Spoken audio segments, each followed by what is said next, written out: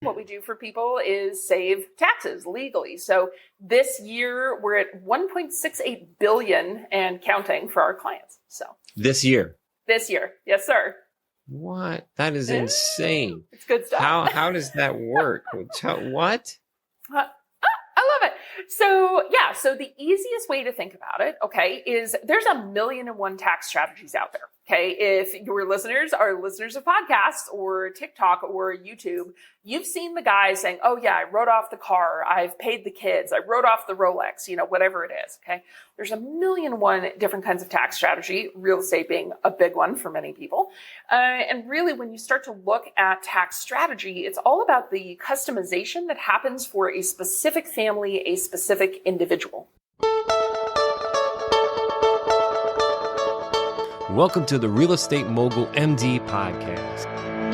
Thanks for tuning in and taking control of your financial future. This is a show where we not only motivate and inspire, we give you actionable real-world experience to help you live life by design. You'll hear journeys and stories from other physicians, investors, coaches, consultants, and entrepreneurs. And now, here's your host, Brett Riggins. Have you ever cringed when you look at money lost or even considered money lost when it comes to taxes if you know there's a way to avoid overpaying on taxes? You feel like it's maybe your duty to control your capital, your money, and then invest into other people and other things the way that align with your values. One of the best ways to do that is understand the tax process, the income tax process. There are ways to mitigate your tax liability. Today's conversation, man, it gives me goosebumps to even think about it. We're peeling the onion back. What an amazing conversation. And even in this idea of there are different levels of this. There's CTC, Certified Tax Coach. There's CTP, Certified Tax Planner. All the way on the top of this pyramid, this hierarchy, is the certified tax strategist. These are the ones that can take you where you need to be to keep more of your hard-earned money in your pocket, giving you the opportunity to give it to the places that align with your values, not somebody else's. However you feel about the politics, this gives you the idea, the ability to give your money where you see fit. Keep your money the way that you should. Today's guest is a two-time published author who founded Tax Goddess Business Services in 2004, a 100% digital firm with an expert team of more than 75 people around the globe. Listen to this. They have saved their clients over $1.57 billion in taxes. That is billion. That is massive. In one particular transaction, they saved so much money. This is insane. This conversation is amazing. Everybody, please welcome Shauna, the tax goddess. Hey, Shauna, welcome to the show. How is it going today? Absolutely fantastic. I'm in Arizona and it's not 120 anymore. So I'm really happy about that. So there was this length of time that you went with. It was like a record length where there was consistently 3-digit. Yes, key, over right? 100. And I think it was 100 days over 100. So lucky us, we're beating our own records. How exciting. So yeah. Wow. So it is cooling down here a little bit. Actually, I'm in the Southeast. We're recording this just before election time here in 2024 in the end of October. And we've got a little bit of heat hanging out here. We're still rocking and rolling. Real estate is doing what it does. Which is, hey, some people like it, some people don't. But the other thing that some people like and some people don't is taxes, right? And how that relates to real estate. Oh, for the physician listeners out there today, we've got a lot to talk about, Shauna. I love it. I'm looking forward to it. Details are my favorite. So yes. So let's just get started by I always like to give the listeners just a little background on who you are and what are we doing here? For sure. All right. Well, I don't know how much background you want, so I'll start big picture. So I started off in astrophysics and became a tax goddess. Now, the big question is, where did tax goddess? That's great. That's a great title. We love it. But what are the statistics, right? People always want to know the numbers, at least in my world. So when you look at anyone dealing with tax strategy, there's kind of a pyramid of knowledge, right? So we have 660,000 CPAs, according to Google. Of those, 60,000 with masters in tax, right? So we're starting to specialize in the tax world. You get 807 certified tax coaches. Of those, there's about 230 that are certified tax professionals. And of those, there's about 15 that are certified tax strategists. So we are the top of the top of the top of the top of the top of the strategy food chain. We're actually ranked in the top 3. They refuse to tell us who's number 1, but I've spoken to the other 2. So I think I have a good idea. All the good bets. So yeah, and really, our passion, what we do for people is save taxes legally. So this year we're at 1.68 billion and counting for our clients. So This year. Yes, sir. What? That is insane. It's good stuff. How does that work? What? I love it. So the easiest way to think about it, okay, is there's 1,000,001 tax strategies out there. Okay. If your listeners are listeners of podcasts or TikTok or YouTube, you've seen the guy saying, oh yeah, I wrote off the car. I've paid the kids. I wrote off the Rolex, whatever it is. Okay. There's 1,000,001 different kinds of tax strategy, real estate being a big one for many people. And really, when you start to look at tax strategy, it's all about the customization that happens for a specific family, a specific individual. Okay. So if you're married, if you have kids, if you're in real estate, if you're a physician, if what are those chess pieces that are on your board? And once a strategist understands your specific board, your specific chess pieces, we can then start to we look on average at about 1,800 strategies that are, I'd call them bigger than the average nut, right? So saving anywhere from 5,000 a year to $1 million a year, depending on what you do, what your chess pieces are, how much money we have to move around between chess pieces, these kinds of things. So on average, most people will use 20 to 25 strategies to be able to get their tax rate down to our average tax rate, which is 6.92% for our clients. So 6.92%. Mm-hmm.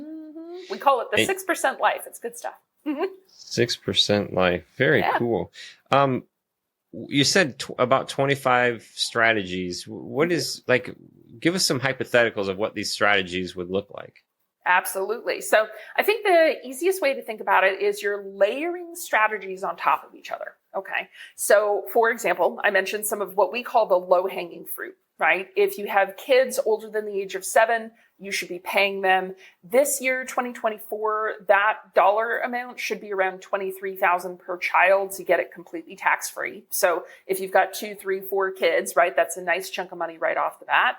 Master's exemption, sometimes called the Augusta rule. Okay. This is where you can rent out your home to your business, right? It's one of those fun little real estate tweaks, right? You can rent out your home to your business and pay whatever the fair market value of rent is as a deduction. So your business gets a deduction, you pick it up as income, but it's non-taxable to you under the Augusta rule.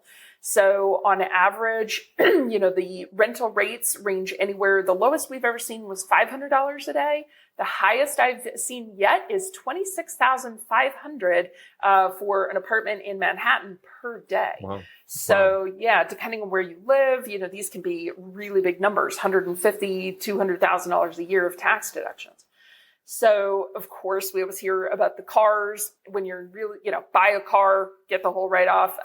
We're depending on who gets into politics. I don't like covering politics. Okay. This is all about the tax, but depending on who gets in, we're hopeful that we'll go back to a 100% depreciation level on the purchase of new cars. So, the big SUV kind. That's section 179, correct? 179 allows it 100%. You also get the 168K. And that is really what people are kind of antsy about at the moment. The 168K is between 40 and 60%, depending on which year you buy the car in. They're hoping to bump that back up to 100%. 179 is great. You get the full write-off, but you have to recapture the depreciation. 168K, you may not have to if you do it right. So everybody's kind of fighting. They really want that 168K to go back to 100%. So. Oh, wow. Yeah. Well, yeah. So I had this 179. It's the 5,000 gross vehicle weight. 6,000 pounds. Yeah. 6,000. So we're looking at Gross a vehicle. G-Wagon, like a souped up Jeep, something really heavy. If you have a car, make sure it's the gross vehicle weight. We have a lot of people where you have to add the tow package or add the what's it called? The winch on the front of the car or whatever. Or if you're getting dually trucks. So the really big bed trucks with the double wheels on the back, those qualify. More than 6 seats, those qualify. So if you're buying work vans, those kinds of things, they'll qualify. So yeah, it depends on what you're looking to purchase. A experience where we had that on one of the vehicles and it was totaled. So when the money came back in, that was a recapture point where we had to recapture the depreciation. So had to find another vehicle to keep the can going down the road there. Absolutely. Well, and that's one of the things, like you're bringing it up with cars. That's one of the scariest parts specifically for real estate people, because we also get this, do the big cost segregation, get all the write-offs right up front.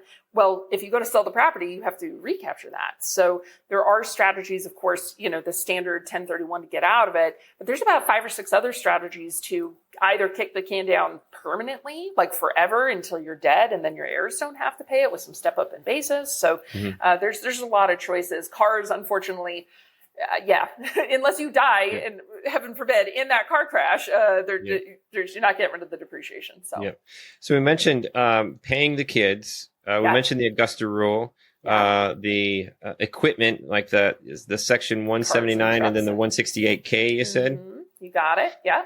What are some other things? Yeah, let's that talk. Fall into the 25. Some of the fun ones, right? People always want to, there's fun ones and big ones. Okay. So, I'll cover a couple fun ones and a couple of big ones. So, fun ones, writing off your dogs. Okay. Writing off Rolexes, writing off a yacht. Okay. Well, you smile. I have 5 dogs. Okay. They're big. Let me use them as the example here. So I have a girl, Connie Corso. She's about 125 pounds. I've got 2 German Shepherds and then 2 little, we'll call them 55-pound mutts. They're adorable, right? I have vendors to my home. I have clients to my home, right? I have a home office. So I also have client information on my property. So you're allowed to write off anything that includes ordinary, necessary, and reasonable as the descriptive terms for what it is you're trying to write off. So my dogs, ordinary, necessary, and reasonable, I need security. I have client information here. Me, right? The tax goddess, the big brain on the goddess here.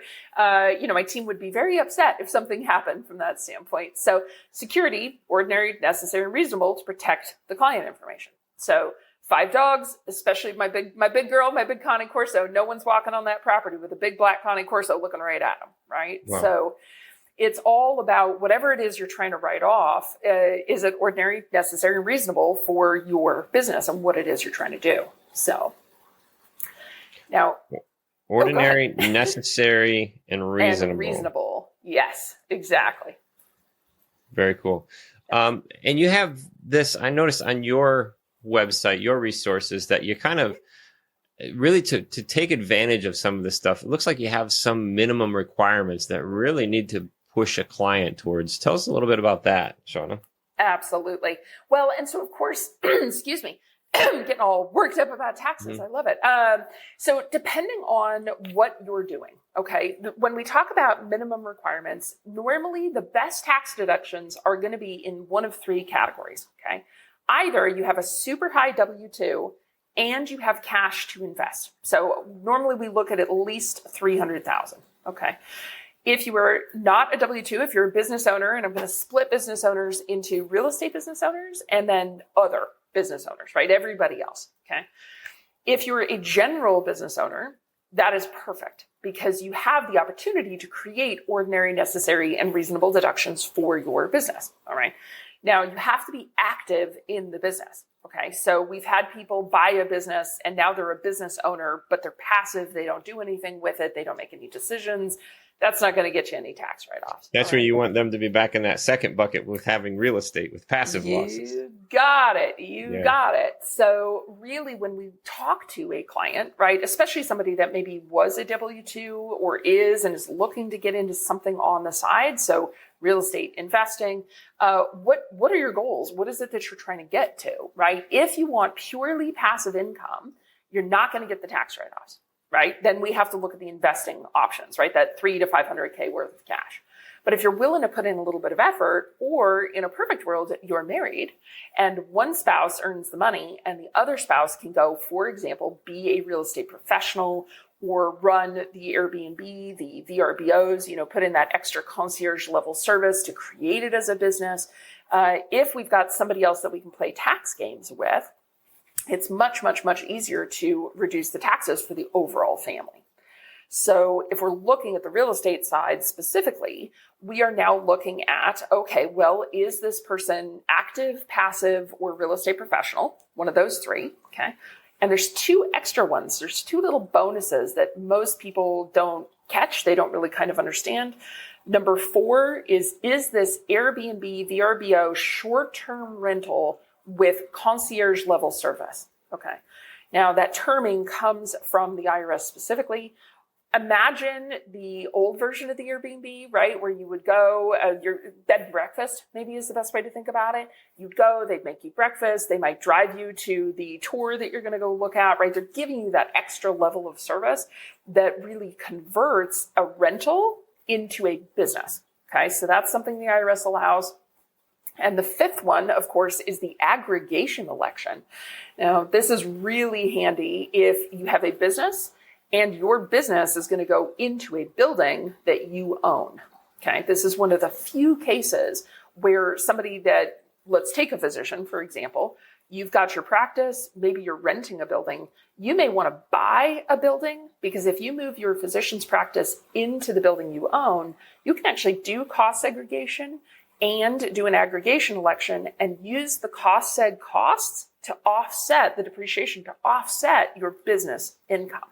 And it's one of these rare little kind of loopholes in the code that most people don't know about. And you only can use it the very first year that your business moves into that building. So if you bought a building last year and your CPA didn't write it off, I'm so sorry you missed it, right? The aggregation election is one of those, it's got to be done on time. So there's some pretty fun things. So the aggregation, that allows, similar to the REP with that short, or the REP or the short-term election, that aggregation allows you to take those passive losses and offset your active income. You got it, right? Which is huge, right? Aggregation election. You got it. Election. But it's got to be done the very first year, right? And so we've seen, unfortunately, many, many, many cases where somebody, oh, Shauna, that's great. Let's do it. I bought the building last year and we're done, right? So, yeah. And in no matter what structure that you have that, if it's a pass-through entity as an LLC, if you sold it to another or moved it to another pass-through entity as an LLC, that doesn't, you still can't get the... As long as you own it. Yeah. Is that, yeah. So as long as you own it, you're fine. Right. But if I own it, I bought it last year and I didn't use that aggregation election, can I create another company that owns the building and then, because it's pass-through? Pass-through. Yeah, unfortunately, the IRS doesn't really like that self-dealing to get around tax laws. So, no, they'll give you the option, but it's got to be done right the first time. So, Interesting. Good thought, though. I like it. Now, you mentioned cost seg there briefly, not getting completely into cost seg, but what is your feeling on cost segregation for single-family residential investment properties? I love it. For me, I always look at the pricing, okay? And then I look at the difference between a do-it-yourself cost seg and an engineered study cost seg, okay? First of all, the pricing is very different. The DIY cost segs are often $500 to $800, right, to get a DIY cost seg. So if you've got an SFR single-family residence that the fair market value is $150,000 to $200,000, you're probably good. Anything less than that, it's just not worth it. Have the CPA do an 80-20 split between the building and the land, you're not really going to get a whole lot. Now, of course, if you have much larger properties, right, if you're talking $1 million, $2 million, $3 million, commercial properties, anything, one of my favorite cost seg experts calls it building bling. I love the terminology, right? If you're looking even at an SFR that is $1 million, right? Maybe you're buying that Airbnb. Well, you said SFR, but you have an SFR, it's $1 million, families moving into it. If it's got a lot of crown molding, if it's got a lot of specialty lighting, if it's got the lights under the bar, right? These kinds of things, okay? Building bling will often result in an excellent, you must walk past. Building bling and how those types of add-ons make it more reasonable to actually go with an engineer study versus a DIY study. And to me, when I'm hearing this, you said $500 to $800 for the DIY thing, and that other direction, I mean, could vary depending on the size, the property, but we're talking about like 3,000 plus on an investment. Typically right? 3 to 12, yeah, just depending on the size of the property and what it is that they're pulling apart. But you know, the one thing that I love about having a good cost seg partner from that standpoint is, you know, they're very honest, right? They're not going to just take your money, because if you don't get the return on investment, you'll never use them again, right? So they're generally very honest about, yes, this is what it's going to get you. This is what it should look like. Here's how much tax savings you're going to get out of that. Now, what I have seen, and you must make sure of this, is that your CPA actually knows real estate accounting, right? Actually knows real estate tax law, because we've had multiple cases where someone will come to us and say, oh, I did a cost seg and it's not saving me any money. Okay, but your CPA told you it would. They either didn't know how to apply the cost seg, they didn't realize the real estate professional versus aggregation versus whatever else you've got going on. So one of the things we tell people is, listen, if you're in real estate and you're starting to interview or you're re-interviewing your current CPA, ask them to describe cost seg. And if they're not talking about the differences, because to me, these are kind of the higher level cost seg differences. If they can't even explain this, you need to find a CPA that knows real estate. So yeah. I got a couple of scenarios I want to throw to you, but before we leave cost seg, what is a type of investment return or return on investment that we're looking at, either in that $500 to $800 range? How will that actually affect my taxes that I have to pay, or in that say a $3,000 one? What's the return that I'm looking for, and what does that actually relate to with money staying in my pocket as opposed to leaving my pocket? You got it. So side note, there's quite a lot of variables in there, right? What is your tax bracket? Real estate professional, not real estate professional. There's a ton of variables. Okay. For me, I'm always looking for a minimum of a 3 times ROI on my money. So if your CPA has run the calculations, if we get a cost seg and if it turns into these numbers, then yes, it's at least a 3 times ROI. I go for it, right? For my mind, it's always about having cash flow now. So if I run a cost seg, it's getting me my 3 times ROI in the actual tax dollars saved. So if I'm spending 800, well, let's make it 1,000, make it easy. If I'm spending 1,000, if I'm not at least getting $3,000 back in my pocket from the cost seg, I'm not going to do it, right? I'll take it over time and I'll use a different strategy in a different way to reduce my taxes.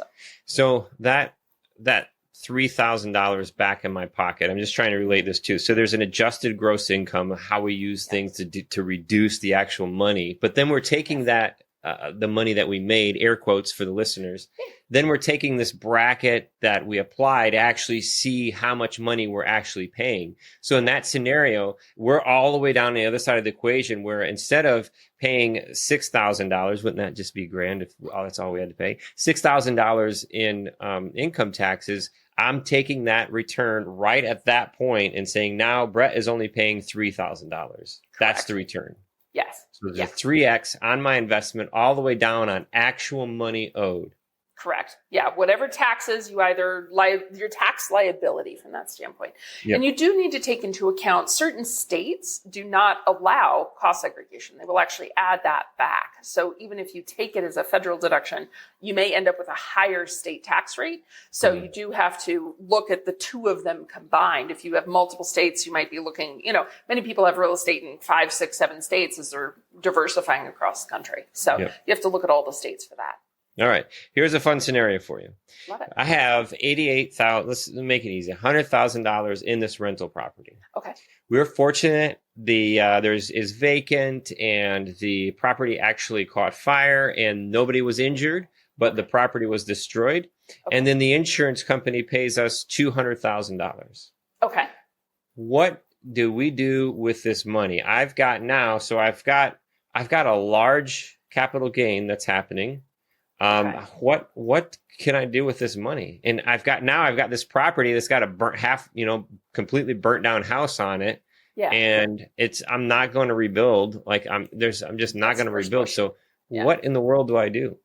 Okay. So let me repeat it back. So basically had a property, was being rented, everything was fine. Everybody left the house burned to the ground, right? You had $100,000 worth of equity in the house. So now you have a gain on destruction of $100,000, basically.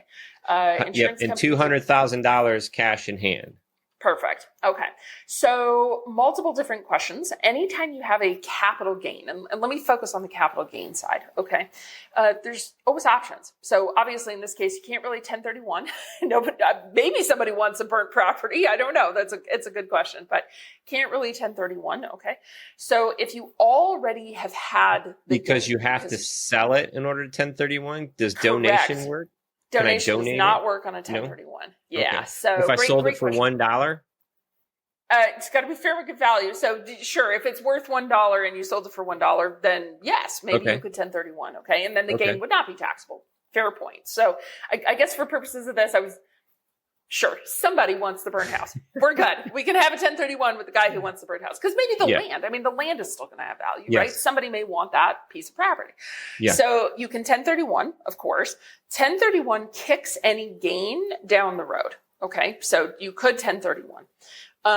You might be able to 721, which gets you out of real estate and into real estate partnerships. So more like a REIT. Okay, maybe you're just done. This was the last straw. We're not cleaning any more toilets and we're not dealing with a burnt down house. And that's it. I want to go into partnerships. So you could do a 721 and go into REITs. There are different types of strategies after an event happens versus before an event happens. Okay. So in this case, for example, a qualified opportunity zone. Okay. You have the cash. You might be able to reinvest some of that cash into a qualified opportunity zone. That should be good. We're going to see what happens with the politics. Should be good through the end of through January 1st of 2026. So really you have another year at this point to do qualified opportunity zone investing.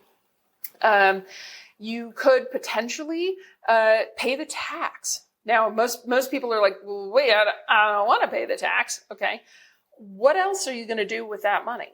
Right? Are you going to get into solar investing, oil and gas investing, historic preservation, conservation easement investing?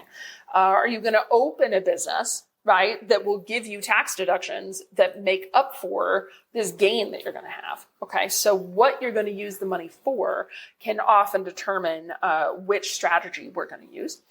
There's another one that I really like. It's called an installment sale, but it has to happen before the house burns down. So I think we're kind of out in this case, we're out of luck on the installment sale option. So, installment sale, is that like a seller finance kind of? Kind of. So there's multiple versions of an installment sale. The one that's going through my mind is installment sale trust.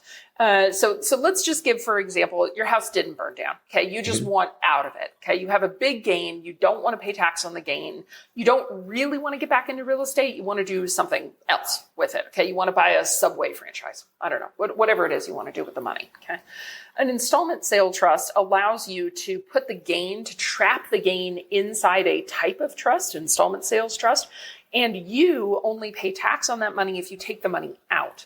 So as long as the money is still in the trust, it can invest in other pieces of real estate. It can invest in a Subway franchise. It could invest in anything that is a business that will make money.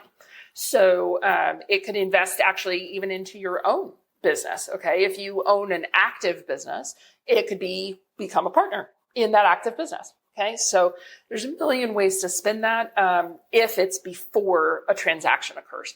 Once it sounds like captive insurance. Very similar to captive, right? The money is inside an entity and you can borrow it. You can do things you want to with it, but you have to maintain a certain chunk of it, typically 30% inside the trust. So, yeah.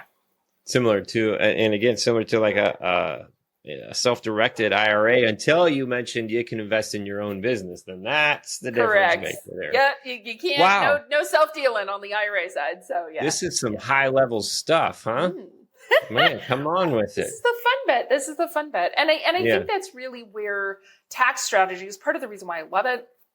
Tax strategy can apply to the little guys just starting out. I've got one rental and I'm only paying $6,000 in tax. And so I need something to get the $6,000 gone.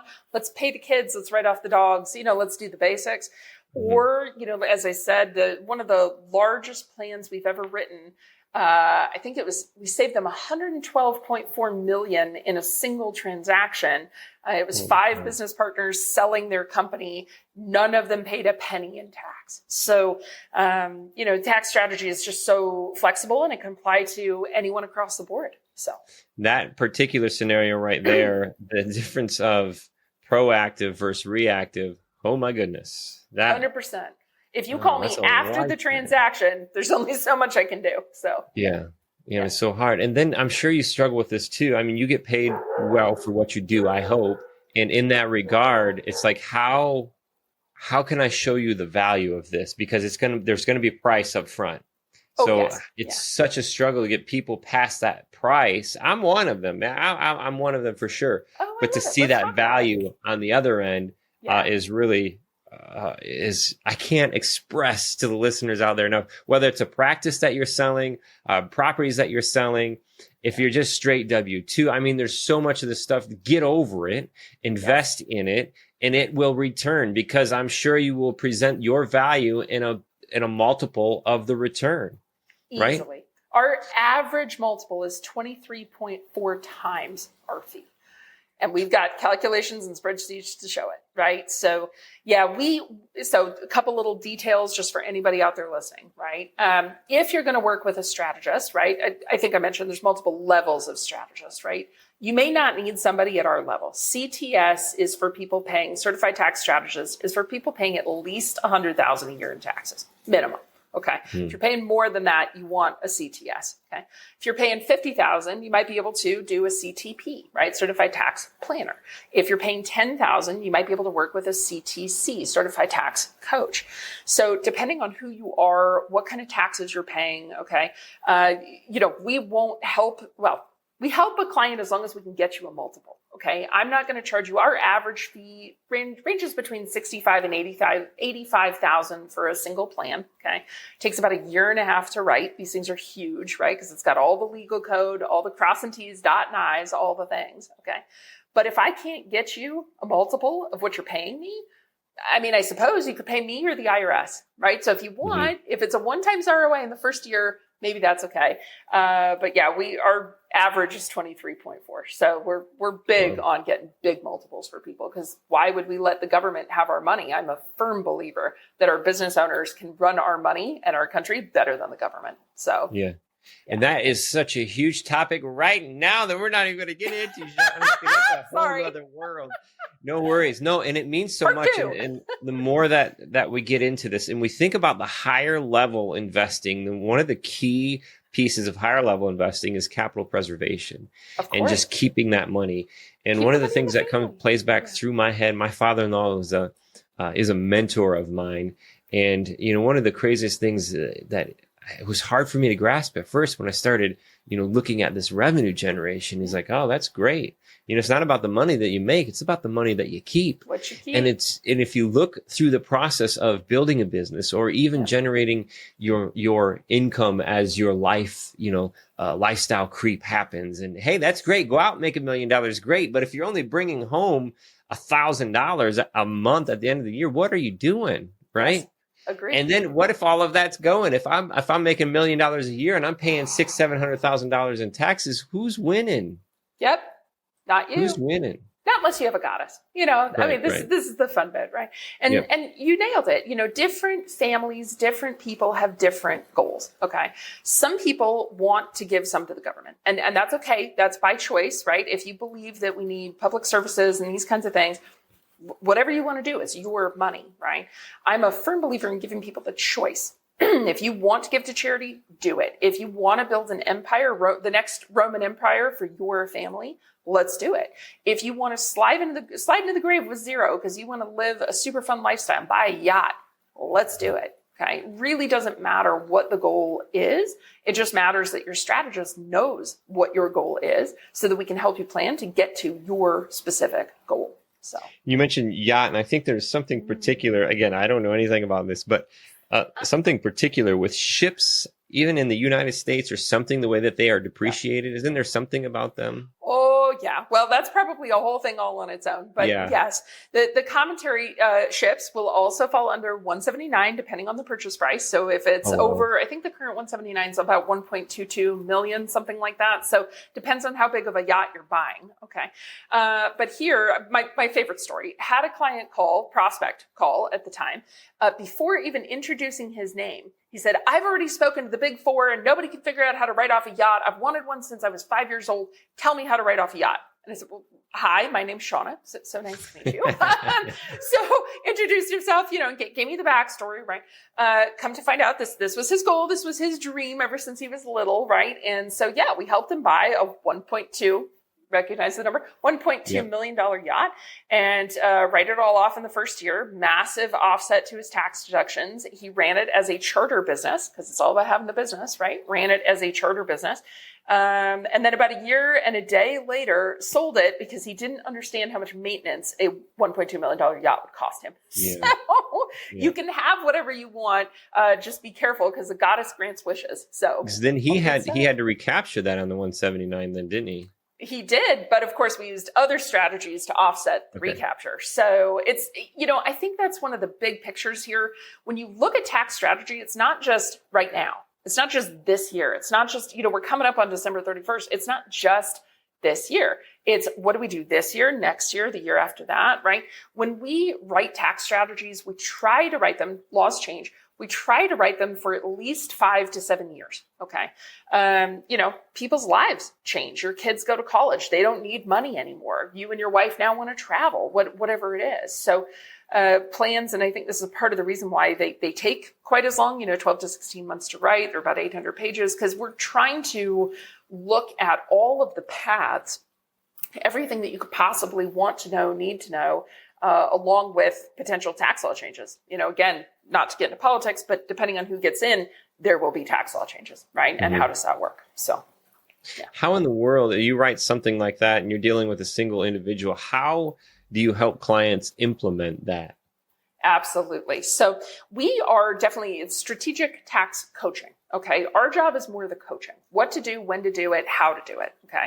So we have a meeting once a month with every single client if they want it. Some people are, no, I got it. We're good. Whatever. We have a meeting once a month with every client to go over, these are the things we told you to do. What questions do you have? What questions does your CPA have? Like we can be your CPA. So if we're not, right, let's work with your CPA. Let's work with your lawyer. Let's work with your real estate agent. Let's work with your banker. Okay. One of the biggest problems, I'll be very upfront, that people run into with using a service like ours is that it's our job to make you look poor.